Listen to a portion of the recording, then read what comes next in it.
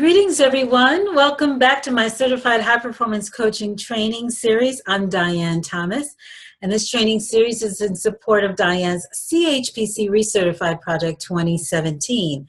It's an online crowdfunding campaign that I began on April 17th to help me fund the recertification fees and training that I will need to secure to renew my certification in June. Now, this training program is a part and parcel of this effort to give you a better understanding of who I am, of what Certified High Performance Coaching is, and to get you more familiar with what the 5 pillars of high performance are, which are the foundational principles that we use as certified high performance coaches to get our clients to higher levels of achievement: clarity, energy, courage, productivity, and influence. Now, the online crowdfunding campaign will run through May 26th, So hopefully you will have an opportunity to click the link below for your convenience. Everything is right there. And check the site out. Hopefully you can contribute to my campaign, not only financially, but as a perk partner, because I am still seeking goods and services that I could use as incentives to people who come by this site. So please go check that out. Now, as I mentioned before, this training series is to give you some insight into certified high performance coaching. We have the 5 pillars, as I just mentioned, and I have a day assigned to each pillar. One day for clarity, Monday's clarity, Tuesday's energy, Wednesday's courage, Thursday's productivity, and today, which is Friday, is Fitting Influence Friday. And so on Fitting Influence Friday, we're going to talk about ways that we can make deliberate and conscious efforts to be more impactful with our communication, with the way we show up with people, so that we can gain the level of trust and influence that we need to help them flourish, and certainly to help us benefit as well. It's something that we all do consciously or unconsciously anyway, so why not have a more developed, focused purpose to that? Now, as I mentioned the last time we met, the term influence is an Italian word that means to flow into, and it actually in Italian is influenza, which is what we know as the flu. But it's quite appropriate, knowing how contagious the flu is, that we can see influence being that way as well. And so because it means to flow into, we know it's something that can spread, and we want to make sure that we're spreading it in the best ways possible. Now, there are 3 ways that we can make that impact on people or have that level of influence with people. And certainly it's through our thoughts, through critical thinking, the way we think. Also, what we challenge others, in the ways in which we challenge others, I should say, and the way we show up in the world, or the way we model the way to be.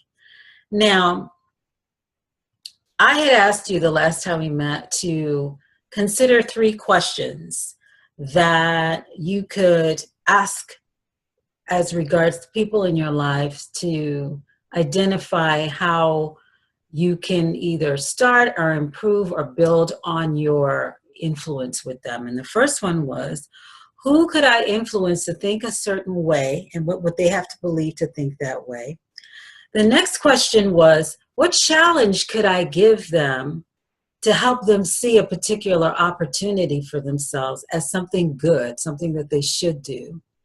And then, what would I have to demonstrate about myself to be more influential with this person or these people?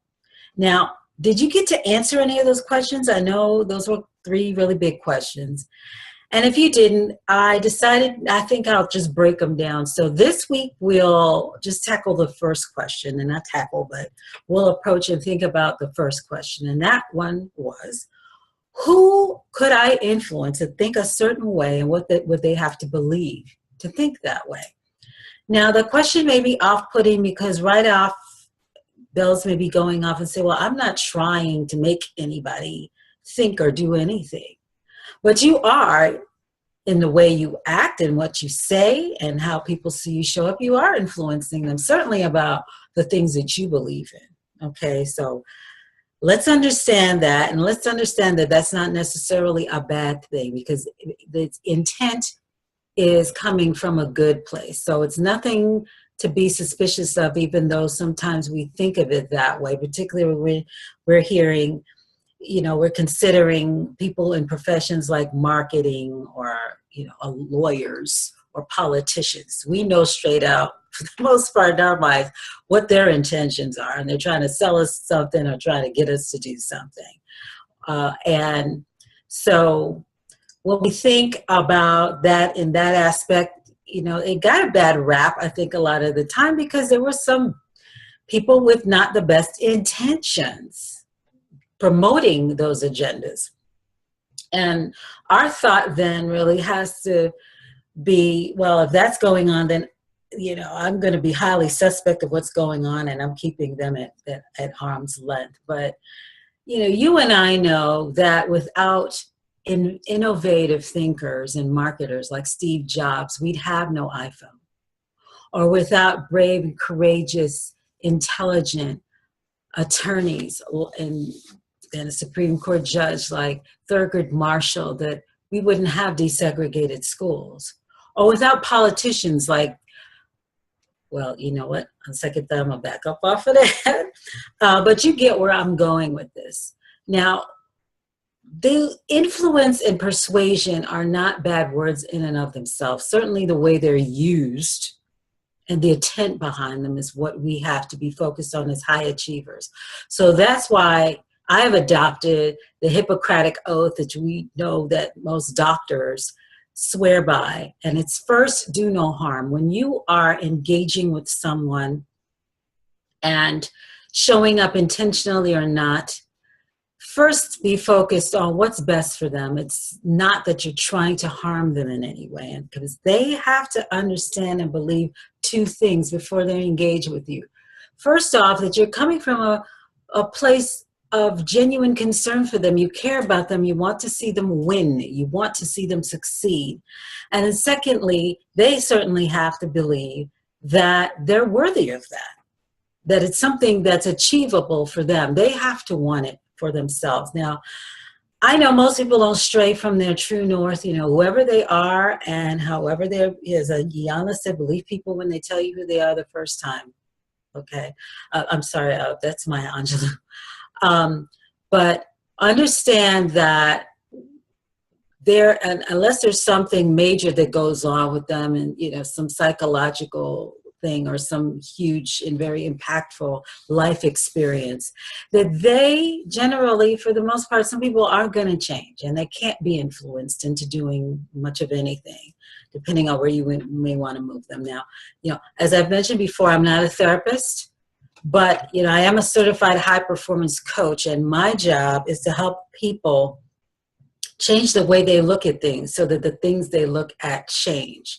So I'm an influencer. That's an influencer's role, is to give perspective, is to help people see things differently, the bigger picture, certainly, and that they have a role, and there's space, that person, whoever you're trying to talk to, is in that picture. It's also to help them to see that they already have everything they need to be successful.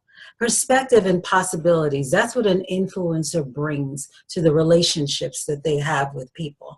Whether you intend to or not, that's how you're showing up.